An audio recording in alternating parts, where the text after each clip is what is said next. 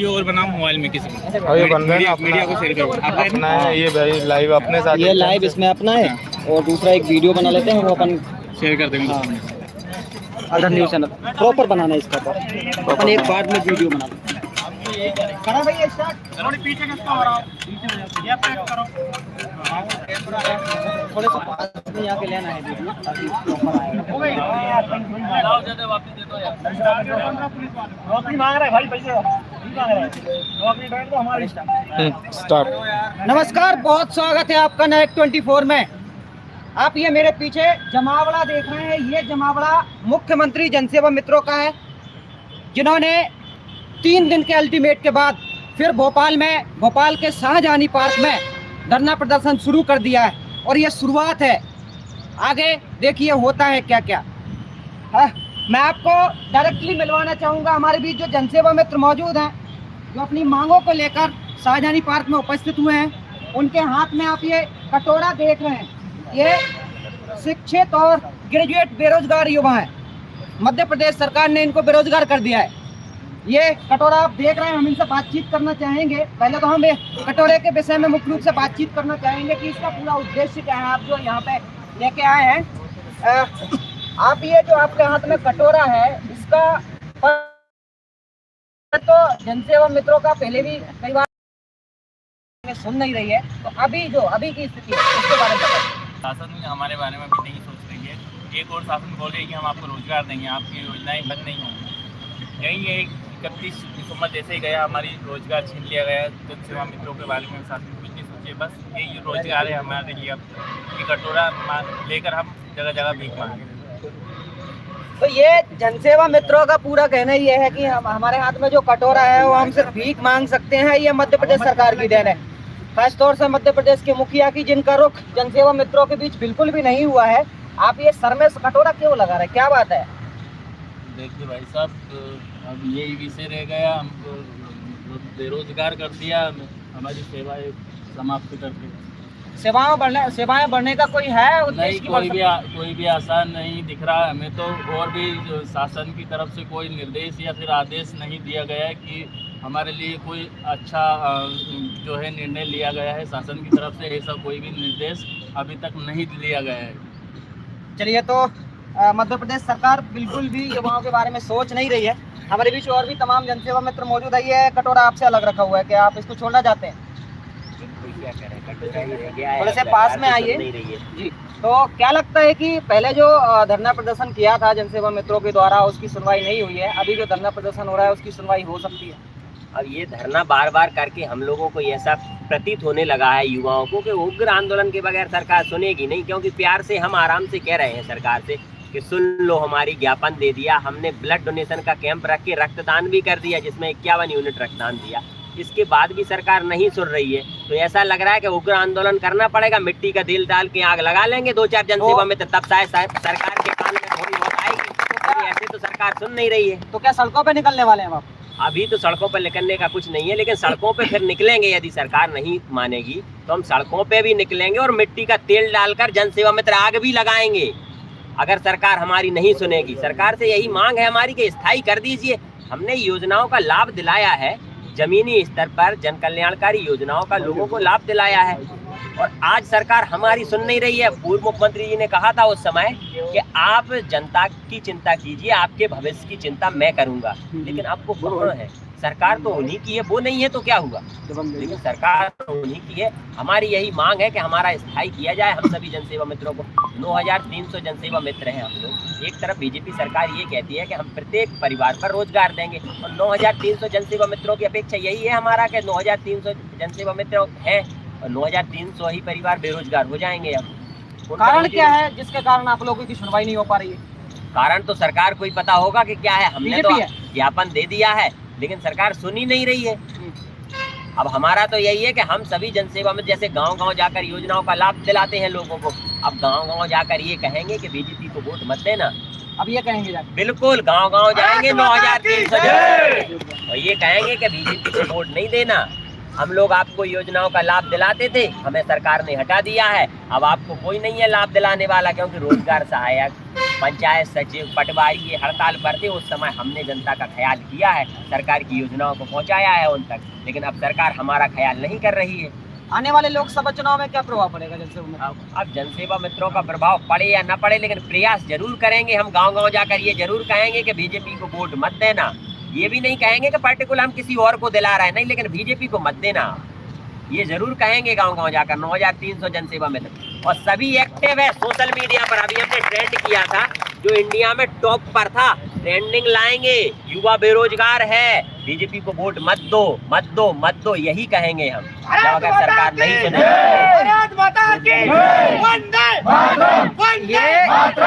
ये कहीं ना कहीं बहुत बड़ी बात है। जनसेवा मित्रों ने जब एक शांतिपूर्ण धरना प्रदर्शन हुआ था, उन्होंने ब्लड डोनेट किया था और ये मुझे लगता है कि मध्य प्रदेश का सबसे ज्यादा ब्लड डोनेट करने वाला एक कैंप लगा था। तो उसमें भी जनसेवा मित्रों की किसी भी प्रकार से कोई सुनवाई नहीं हुई थी, लेकिन अब इसके चलते उन्होंने फिर एक धरना प्रदर्शन शुरू कर दिया है और अपनी मांगें मनवाने के लिए वो आगे आए हैं। आपके हाथ में ये कटोरा है, मध्य प्रदेश सरकार को शिक्षित युवा दिखाई नहीं दे रहा है, तो कटोरा क्या दिखाई देगा? मेरा तो सरकार से बस एक ही मानना है कि हम जो सभी युवा लोग आज यहाँ पर बैठे हुए हैं कि आपने जो वादा किए थे, हम उन्हीं वादों के अनुसार यहाँ पर बैठे हैं। आप लोगों ने जो हमको वादा किए थे, बूट कैंप जो दूसरा लगा हुआ था, उसमें उन्होंने बोले थे कि आप हमारी सरकार की चिंता करें, हम आपकी चिंता करेंगे, हम आपके भविष्य की मनोकामना करेंगे।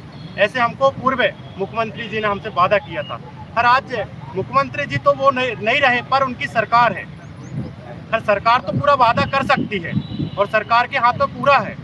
और सरकार एक तरफ क्या कहती है कि हम युवाओं के साथ हैं, एक तरफ बीजेपी सरकार युवाओं का रोजगार छीन रही है। ये तो बिल्कुल साफ साफ है, इंसाफ हुआ ही नहीं युवाओं के साथ में। एक तरफ रोजगार मिला हुआ है और उसी रोजगार को क्यों छीन रही है। इसलिए मेरा बीजेपी सरकार से निवेदन है कि आप लोगों को डबल इंजन की सरकार सिर्फ इन युवाओं ने बनाए हैं। जब आपको डबल इंजन की सरकार बना सकते हैं तो आप लोगों के साथ भी क्या कर सकते हैं। यदि जिस दिन युवा रोड पे उतर आए तो सरकार भी जानती है युवा का उल्टा क्या होता है। इसलिए अभी सरकार के पास समय है और हम 5 बजे तक यहाँ पर सरकार का आश्वासन देख रहे हैं कि सरकार हमको क्या जवाब दे रही है। यदि 5 बजे तक सरकार हमको कुछ जवाब नहीं देती है तो सभी युवाओं ने विचार बना लिया है कि क्या करना है, बाकी आगे सरकार की मर्जी। आपने सरकार में इतना बढ़िया काम किया है और कहीं ना कहीं सरकार को इसका पूरा बेनिफिट भी मिला है। आखिर वो ऐसा रीज़न क्या है जो 9000 युवाओं को नहीं बल्कि 9000 परिवारों को, और जो कि पूरे मध्य प्रदेश के जिले से और कोने कोने से आते हैं, ब्लॉक से आते हैं, क्या ऐसा कारण रहा है कि आप लोगों को वह इग्नोर कर रही है, नजरअंदाज कर रही है? ऐसा क्या कारण? ऐसा तो कोई सरकार के तरफ दिख नहीं रहा है। हमने तो पूरा का पूरा योगदान सरकार के साथ में कदम से कदम मिला के चला। केंद्र सरकार की, राज्य सरकार की जो भी योजनाएं रही, गरीब तक, जन तक, अंतिम छोर तक पहुंचाने का पूरे जनसेवा मित्रों ने तन मन धन से पूरा लगातार एक एक गरीब परिवार को पूरा लाभ पहुंचाया है। पर फिर भी सरकार को दिख नहीं रहा है कि जिन युवाओं के वजह से आज जो सरकार बनी है, आज उन्हीं को रोड पे उतार दी सरकार ने। इसलिए सरकार से निवेदन है, अभी भी आप हौस पे आ जाइए और सभी युवाओं और यहाँ पर जो सभी बैठे हैं युवाओं की पूरी बात सुनकर उनको हमारा एक ही कहना कि पूरे मुख्यमंत्री जनसेवा मित्रों को स्थायी कर दी जाए। बस हमारा एक ही कहना। तो ये जनसेवा मित्रों की छोटी छोटी और विभिन्न प्रकार की मांगे हैं। मैं हमारे जनसेवा मित्रों का एक यहाँ को आ जाए थोड़ा सा। हमारे जनसेवा मित्रों ने एक यहाँ पे बैनर भी लगाया हुआ है। और जनसेवा मित्रों के हाल का तो क्या ही कहना। आप यहाँ पे बैनर देख रहे हैं, जनसेवा मित्रों का भारत माता की जय, जनसेवा मित्र संघ, यह पूरे मध्य प्रदेश से बनाया गया। उनके बच्चे ये तमाम युवा देख रहे हैं, ये कहीं ना कहीं कुछ ना सरकार द्वारा हमें निकालना चाहिए। हमारे बीच यहाँ पर लड़कियाँ भी मौजूद हैं, उनसे भी बातचीत करना चाहेंगे। जनसेवा मित्र थोड़ा सा यहाँ को आए। और हमारे बीच महिला शक्ति भी मौजूद है। मैं सबसे बारी बारी से बात करना चाहूँगा जी। आपको ज्यादा धूप लग रही है क्या? नहीं, धूप नहीं लग रही है? तो क्या लगता है कि मध्य प्रदेश सरकार आपका रोजगार वापस करने वाली है?